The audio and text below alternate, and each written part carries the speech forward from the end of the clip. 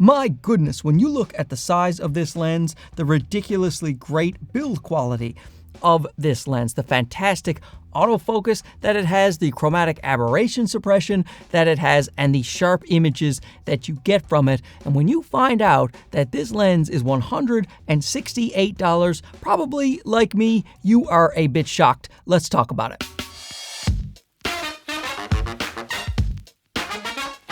I am just going to start off with a wow here. I am absolutely thrilled at what you get from this lens, especially at the price. It is the second in a line for TTArtisan. They came out with a full frame 75mm f2, and I called this the bargain of all of last year. This thing is still under $200, $199 for a fantastic portrait lens that goes to f2. I took this to New York when Sony was doing a big unveiling of their A1 Mark II. I stuck this on the A1 Mark II. I loved the photos and the video that I got out of it. Still recommend this very highly for people who want a great portrait lens on a budget for full frame. And now what we have here is another f2 lens, a 40mm f2 full frame lens, and just look at the size of this guy. It comes with this fantastic metal lens hood that actually makes it look even more like a boss. Look at this. Oh my goodness, do I love the build quality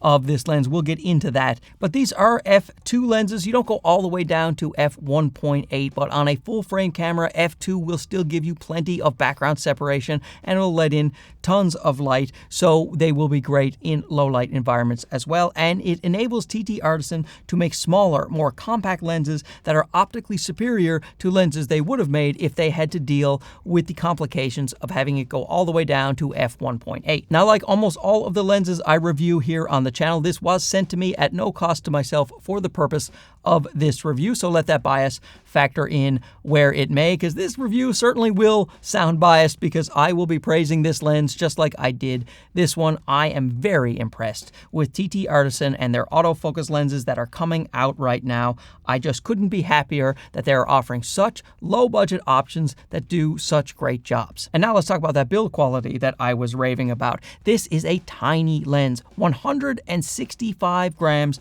without the lens hood or the back cap, 165 grams. Now, I do love that lens hood. It is an all-metal lens hood to go along with an all-metal lens. So all metal, but still 165 grams. This metal lens hood I am probably going to leave on all of the time because it will help with flare and ghosting. You will see that when I get to that test, but also it just looks so great and it's so small and shallow. I think it only adds to the aesthetic. You have a very smooth turning focus ring and, as you can see, an aperture ring. I love an aperture ring on my lenses, and this one is clicky and very nice, satisfying clicks. It is just a premium feeling lens. It reminds me of the new Sigma lenses in terms of the way it looks. Now, the build quality on the Sigma lens is generally a plastic build, still feels really great, but I do like the metal build. It really feels nice in the hand, or wherever else you'd like to put it. It has a 52mm filter thread on the front, and its minimum focus distance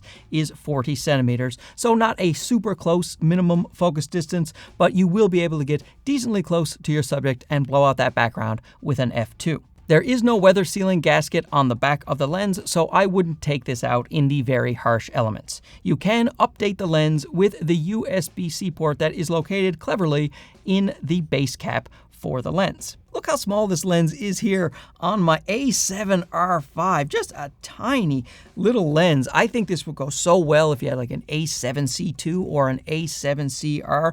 It would just be fantastic. In fact, I have also been pairing this lens with my A6700 because look at that, fits like a glove, looks so great, gives me about a 60mm full frame equivalence. But the look, feel, and even price won't make a difference to you if you don't like the image quality coming out of the lens, so let's talk about that now. When it comes to autofocus, very, very great news here. It is a fast, reliable autofocus, no hesitation, no fluttering, goes from subject to subject very confidently. Whether you're an AFC, AFS, or you are tracking a subject, it does as well as any of the third-party lenses on my Sony camera. It does have focus stepping motors, but they are very quiet, and even with your ear right up to the lens, you probably won't hear them. It is almost dead silent.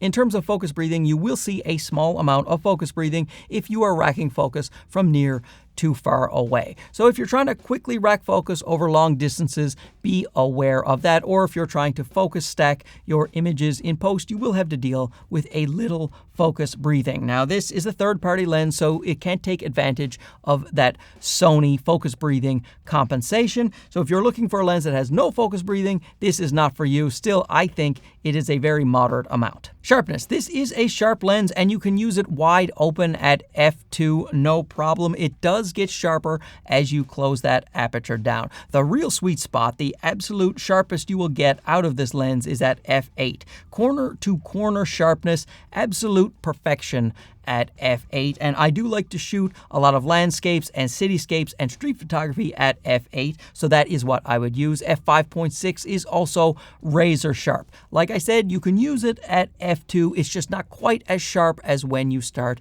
putting that aperture towards the 5.6 or f8. With distortion and vignetting, you're not going to really notice any distortion to speak of in your images, which is great. Now, if you want to be absolutely clinical about it, I find about a +7 for your distortion in Lightroom makes it completely flat. You don't see any barrel distortion at all, even when you're looking at a test chart if you go to +7. But your day-to-day images, I don't see any reason to correct the distortion. Now, vignetting is a bit of a different story. You do see some vignetting when you are down in the lower f-stops. At f2, I find about a 65 will correct your vignetting. The vignetting doesn't go away entirely until f8, but it does get better as you close that aperture down. With lateral chromatic aberration and longitudinal chromatic aberration, I have more really good news. When it comes to the lateral chromatic aberration, you really can't see any to speak of. Even if you absolutely stress the lens, have a backlit situation,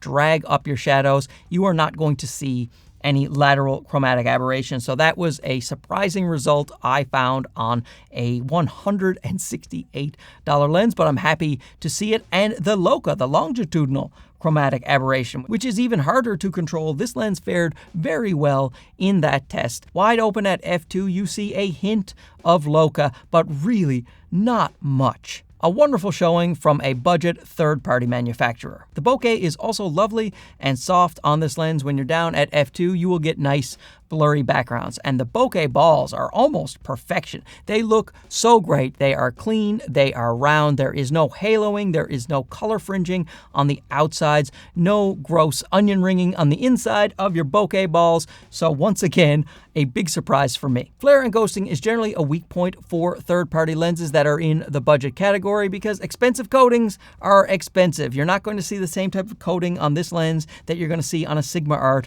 or a G Master lens, but I have to say it did a pretty good job. Even with the lens hood off, it controlled flare and ghosting pretty well, and you kept a lot of contrast, and there weren't too many crazy flares going on. But I did notice a marked improvement when you are using the lens hood. And as I say, it's attractive, it's small, just leave that lens hood on and it will help you with the flaring and the ghosting. The Sunstars on this lens are actually quite nice. f16 will give you your most prominent Sunstars, and I really do like the look coming out of this lens for those Sunstars. Oh, and I should mention that I like to use a CF Express A card for my A7R5, and Pergear actually sent me over a new one. They didn't ask me to make a video about it or anything. They just sent it over and asked me to try it out. So I figured I would give them a shout out because it was nice of them to send over a card, and I do use the Pergear CF Express A cards. I am recording with one in my FX30 right now. I have been doing that for about 2 years.